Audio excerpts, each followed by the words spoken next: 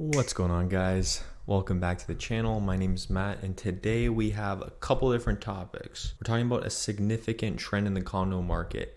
The condo market in Toronto has reached a 27-year low. And we're going to be talking about why that is, what's on the horizon, and what you should do if you're a buyer, seller, or if you hold a mortgage on a condo, or if you're thinking about buying condos. Why is it in the slump? Also, we're going to talk about how there was recent flooding in Toronto and how these extreme weather patterns we've been seeing, how that affects mortgages moving forward. So first, let's put all of this into context. Toronto has been known for its vibrant real estate market, especially over the last 10-20 years, but maybe more in the last 10-15 years, particularly in the condo sector. For years, condos have been the go-to choice for many first-time buyers, especially I would say in the last maybe 5 to 10 years. It's also been the first go-to for a lot of investors, right? To get their first investment property, a lot of investors were going to condos and buying condos. And I know if you live in the Toronto area, the city skyline, if you go there, it's dotted with cranes in the sky. There's so much construction being done, so many buildings going up, so many condo projects. There's so much demand for new high rises, but things have changed dramatically in the last few months. According to a recent report, Toronto's condo market is experiencing a dramatic decline in sales. In fact, sales have dropped to their lowest point in 27 years. We're talking like before the year 2000. This is like a big development, okay? This isn't like a small thing to scoff at. This is a huge change. Considering Toronto's condo market has been booming for years and years, this is like a huge flip of the script. So what's behind this dramatic downturn? There are several factors at play here. Let's go over them. So the first one is rising interest rates. It's no doubt that plays into this. The cost of borrowing money has increased significantly. Higher interest rates means higher mortgage payments, which can push away potential buyers from entering the market. Number two is increased supply. We have so much more supply in the condo market in Toronto. So many more condo listings are now sitting on the market. We have a huge flood of different options for different buyers. However, the demand has not kept up with that supply that is on the market, leading to an oversupply of condo listings. On top of that, we also have economic uncertainty with inflation and general feelings of instability. Many people are hesitant to make a large financial commitment right now, even in the condo market. And this cautious approach from buyers has really affected the whole real estate market, but especially the condo market. We also now have a shift in buyer preferences. I think this is a big one too, where during the pandemic, there was a notable shift in buyer preferences. Many people wanted more space. A 400 or 500 square foot shoebox essentially was not what people wanted anymore, which led to increased interest in more suburban, more rural properties, more land. And this shift has definitely impacted downtown condos. Now, I know there's a lot of things that Toronto offers that the suburbs and outside of the city doesn't offer. Obviously, there's a lot of jobs, there's strong renter profiles there. But again, if people don't want a certain product, if people don't want a small condo, people don't want to live in a shoebox, that market's going to go down, right? If those buyer preferences change and people want more space, naturally that market's going to dip. And that's what we're seeing right now. There's just too many condos, not enough buyers, too expensive to buy. Maybe if interest rates were lower, this wouldn't be happening, but interest rates are a big kind of anchor on this as well. So what does this mean if you want to buy a condo in Toronto? Well, on one hand, this could be an excellent opportunity. I do think it's actually a great opportunity if you, let's say, have the money and you want to buy a condo and hold on to it long term. And maybe you just like the idea of living in a condo and you want to buy. This is heaven for a condo buyer that really wants to buy a condo and live in it, and they like condos. There's some excellent deals on the market, okay? There's less competition, which should give you more negotiating power at the table. You can get under asking price on a lot of these condos. However, you also got to think long term about the future value of condos, okay? Whether this market will rebound in the near future. I personally don't believe it'll rebound in the near future. I think years away it will. But I think right now we're just seeing the beginning of this condo decline, because I just think these factors are hitting the condo market hard, and it's going to take a lot of time and a lot of shifts for that market to experience an uptrend from where we are right now. What does this mean if you're a seller? If you're a seller in the condo market in Toronto right now, you're in the worst position, unfortunately, especially if you need to sell. But let's talk about that. So with fewer buyers and more competition as a seller, it's definitely going to be hard to get the price that you're hoping for. You're definitely going to have to lower your price. If you're not in a rush to sell it though, it could be wise to wait till the market stabilizes. But how long could that be? That could be a year or 2 years or 3 years. That could be a long time away, right? So now might be the time to make improvements to the property, maybe renovate, make it stand out in some way. That's really the only thing you can really do to help maybe sell your condo, because there's just so many active condo listings in Toronto right now. You got to stand out somehow to get it sold. More sellers put their condos on the market and they don't have great renovations. They don't have that standout feature. Fortunately, they're just gonna have to keep dropping their price to get it sold and maybe undercut the market, which then brings down the average sale number, and that leads more people to keep dropping prices.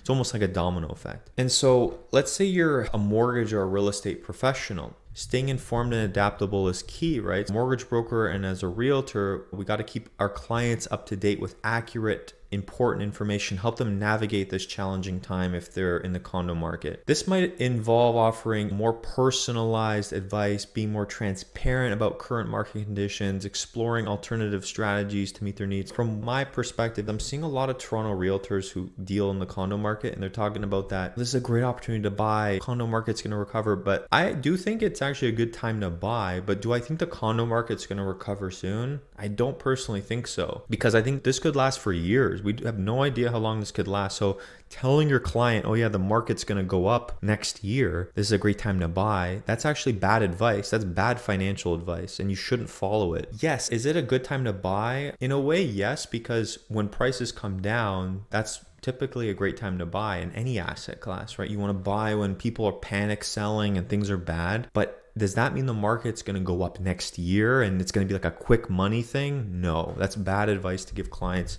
And I have been seeing some realtors give that advice to their clients, and I think that's the wrong thing to do. And it just shows you that a lot of realtors, even mortgage brokers, they're not keeping up to date with the market. They're not studying this stuff. They're not following it closely. They're not reading articles. They're not digging into the data, the numbers. Me, myself, I love this stuff. I love digging into the charts, the numbers, the data, the information, and then presenting that to you guys via these videos where I'm talking, because I know people don't really like to watch videos of charts. A lot of people don't like to sit through just slides of charts of data and sale numbers and percentages and price changes and all this stuff. People just don't like that. It gets boring. So what I like to do is I like to look at that stuff and then present it to clients either in video format or in person. And I think a lot of agents and realtors they're constantly just saying buy because it's what's best for them. You always have to do what's best for the client. You always have to present the right information to the client that'll help them do what's best for them. Think about them first. Think about yourself last as a realtor or mortgage broker. And so those are the trends I've been seeing. I'll obviously keep you guys up to date in the future as these things are changing. The other thing I want to touch on in this video is the impacts of extreme weather on mortgage risks or on property. What we saw in Toronto, we saw some severe flooding this past week. It was just terrible. I saw videos of cars underwater on the DVP, and then you see Union Station flooded, and then you have politicians coming out saying, oh, it's because of climate change, and then you have people saying it's because of Toronto's infrastructure, it's too old, it can't handle this type of weather. And then we're getting a little too political when you go down that road. Like who knows, right? It could be a bit of both,